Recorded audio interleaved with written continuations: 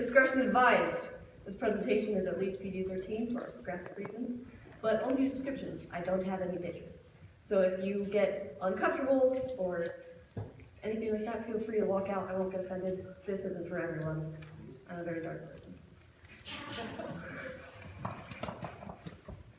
All right, why am I talking about this? Well, when I was in 7th grade, my twisted little mind was like, hey, let's go to Netflix. And I was like, okay. And it led me down to procedural crime TV shows. Sorry, my bad.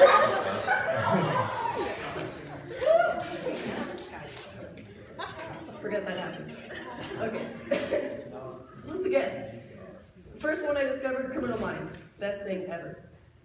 You know, just all these dudes in an FBI thing, they're like, this man has murdered 30 women, and they're like, okay, let's go get him. So that really hooked me in. TV and media about serial killers, murders, pretty much just all that dark stuff in general, just really, it pulled me into this subject, and it's actually what I'm going to college for. I'm going to study forensics. So this all started in 7th grade, guys. Other examples include BuzzFeed Unsolved, Bones, NCIS, CSI, all those like capital letter things with, I don't know what they're called, I can't remember. But this killing isn't just in media, it's in everyday life. It's all around us. If some of you remember Jessica Ridgway, that was a really awful thing, but it's also a very good example of how murder and people who murder affect our lives every day, even if we don't realize it. The Aurora shooting. Did you know that there aren't any midnight showings of movies anymore because of that? Yeah. I just found that out when I tried to. Funny story. I tried to go see if I could get a midnight showing of Endgame. Not a thing. Not a thing. Yeah.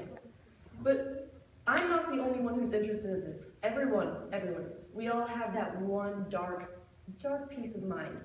When you go by a car crash, you kind of like, you slow down, like you think you like slow down and you like look and you're like, I wonder if I can see a body or something. You're like, what's going on? Like, smooth. Yeah, I'm not the only one. You're all guilty of it. So some examples of some killers. These are just some famous ones. Jack the Ripper, first and famous. Likely missionary, never caught. So what I mean by missionary is there are 4 types of killers.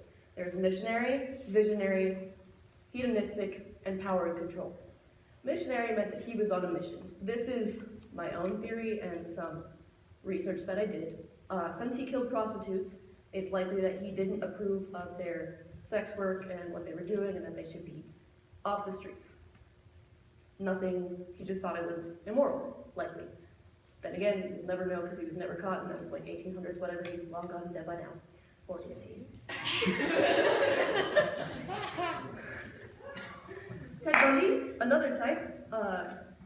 He is organized and a power and control type.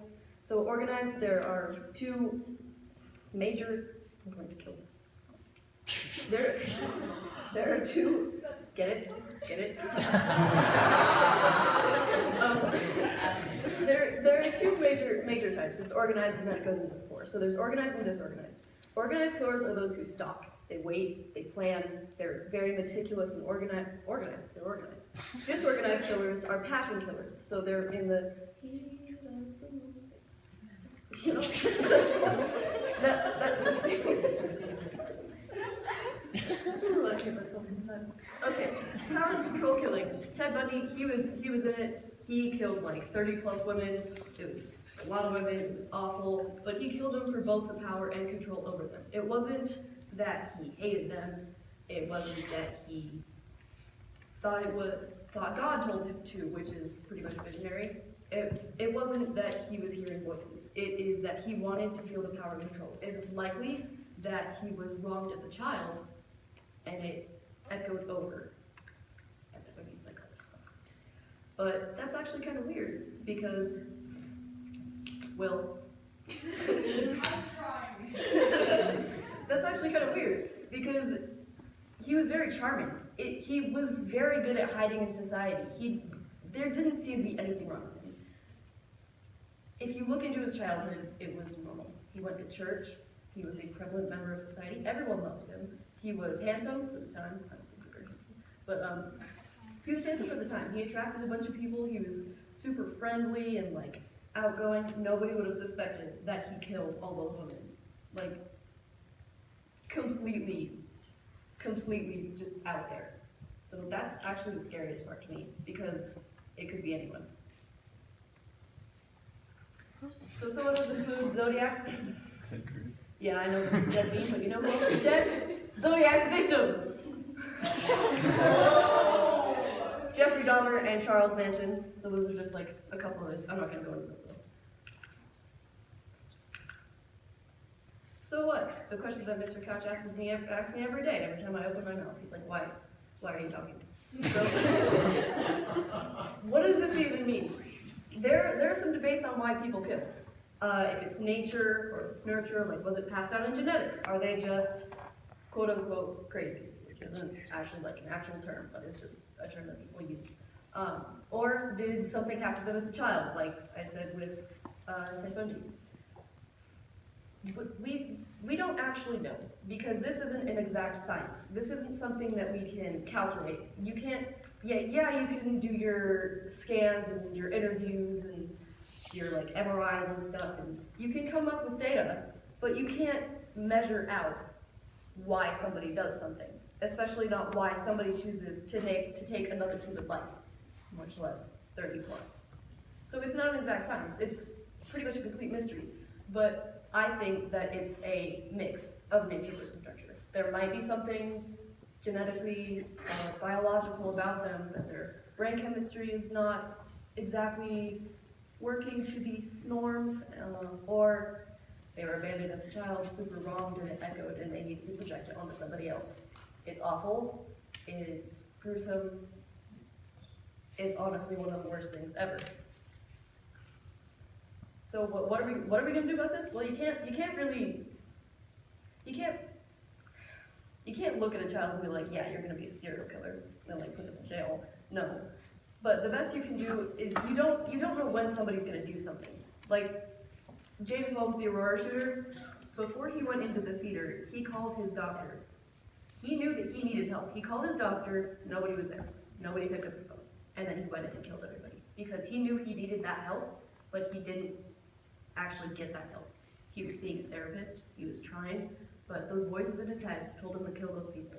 He called out for help, nobody answered, so he gave up. So, yeah, you gotta help. Fear of the unknown, we're all scared of serial killers because they're not like us. They're not the norm. I wouldn't go off and murder somebody. I wouldn't go off and just like murder somebody. No, we're scared of them because we don't understand them. The best thing we can do is try to understand them, try to find out what makes them want to kill people, and try to take care of each other as best we can. It's honestly all we can do. So be nice, guys. Why this is important? Well, career paths. As I said, I'm going to Colorado Mesa University to study this. I'm going to forensics to help catch killers and maybe psychological stuff. I don't know. But you could be interested in something like this. Like TV shows, those TV shows that got me into this, media exposed me to my passion. So explore it. Explore everything. Go through podcasts, articles, TV, movies, whatever you want. Just get yourself out there, and then you can explore. Maybe you'll find something that you truly, truly love, that you, well, not that I like love killing, but like, you know what I mean. Like, something that you're very interested in, that you want to study, and you'll go into it. Once again, kindness goes a long way, okay? Be nice to other people. You don't know what they're going through. You don't know what their past is. It's a rough road, guys. It's rough. Thank you.